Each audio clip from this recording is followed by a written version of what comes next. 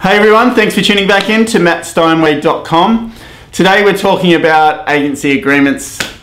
Little bit of a boring topic, I reckon, but I thought I'd share what I know with you so you can get a bit of a feel for what are they all about. Like, you know, it's a like contract, and sometimes people get their solicitor to look at it and all this sort of stuff. Now let's talk about, I've got one here actually, just in my bag. So, agency agreements, what are they? What do you have to think about? What do you have to look out for? Basically, agency agreements are prepared if they're issued by the REI, McGrath approved, these ones are. I'm sure that other companies have similar, but they're approved by the Law Society, as far as I know. I'm no legal eagle, by the way. I'm just, all I know is what these are. Speak to your solicitor if you want to know more stuff that's a bit more in depth, but I'm just going to give you a general overview of agency agreements. So what do? There's an auction agency agreement, there's a private treaty or normal for sale agency agreement. They're sort of two different ones, or they have a couple of different functions. On here you have, has your name, who owns the property, the address of the home that you'll be selling. What else is there? There's where you want your correspondence to go to, who your solicitor is, how much the agent has put on your home, like the value estimate, how much is the listed price or the auction guide price, the auction date if you're auctioning, the length of the agreement, so whether it's 60, 90, 120 days, whatever it may be, so the length of the agreement, a whole lot of other stuff. The fee is on here as well. I'm not going to go right through it, but like there's a marketing amount, so any advertising amount or any additional costs on top of the fee is in there as well, and whatever else, just stuff.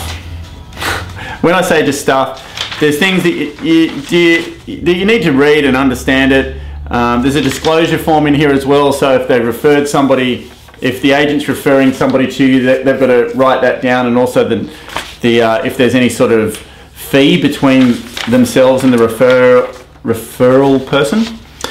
All right, why am I talking about this? Can you get out of the things? This is what I want to talk about, not so much what's in here. It's just a whole lot of, there's a lot of stuff. Well, when I say a lot, there's quite a bit of stuff in here. So should you read it? Yeah, of course you should. Anything you're signing, you should read. But can you get out of them? So if you signed up with an agent, can you get out of it? And if they're doing a crap job? No, not really. You can't. Sort of. There's a couple of things here. There's a 24-hour cooling off period in New South Wales. I don't know about Queensland or Victoria. I'm not really sure. Check with your agent or local REI. But there's a 24-hour cooling off period with every listing agreement in New South Wales anyway. I'm not sure about the rest, like I said. So, which means you can sign up with an agent within 24 hours, you can change your mind for whatever reason, terminate the agreement, and it's finished.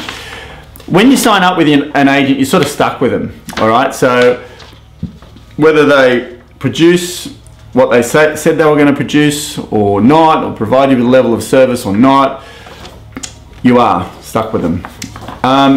You can, however, I think, ask for a guarantee, possibly, that if the agent doesn't live up to the expectations that they have, this is not in an agreement, by the way, has nothing to do with an agreement, what I'm talking about. But some companies offer a service guarantee that if they don't live up to the expectations that they've outlined, that you can mutually terminate the agreement. All right? So that is not in the agreement. I want to mention that again. That is just something some companies offer. And if you're unsure completely about the agent that you're engaging, or you know they sound good, or is it too good to be true, or whatever, then you might want to ask them if they would do that and see what they say. They may say no, which is fine. That's completely up to the agent. But I just want you to know, when you sign up with an agent, you're pretty much stuck with them until the end of the agreement. And then the end of the agreement, you can list with anybody else you want. You can terminate that agreement in writing if you want to do it in writing. But when the agreement runs out, you're more than welcome to sign up with a different agent exclusively, or as well if you want to keep that agent, or you can sell the house yourself, or you can take it off the market, do whatever you want to do.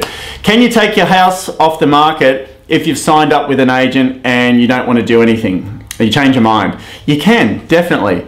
You just can't sell it through somebody else until the agency agreement runs out. So you can definitely do that if and people do change their mind, get a few weeks into it and think, no, don't really want to sell right now, and you can take your house off the market, that's for sure. So I just wanted to let you know on this video, just bear in mind when you sign up with an agent, you're stuck with them. If they want to provide some sort of service guarantee that if they meet all your expectations, then that's all cool, and if not, you might have a cancel clause or something like that, but that's totally up to the agent on an individual basis, but some agencies do it. All right, question of the day today. Have you ever had any good experiences? Maybe not. No, I don't want to talk about not so good experiences. Some of them can be like, we don't really know what went on, so I was going to say not so good experiences signing up with an agent. But let's do question of the day. Let's find a positive one to do.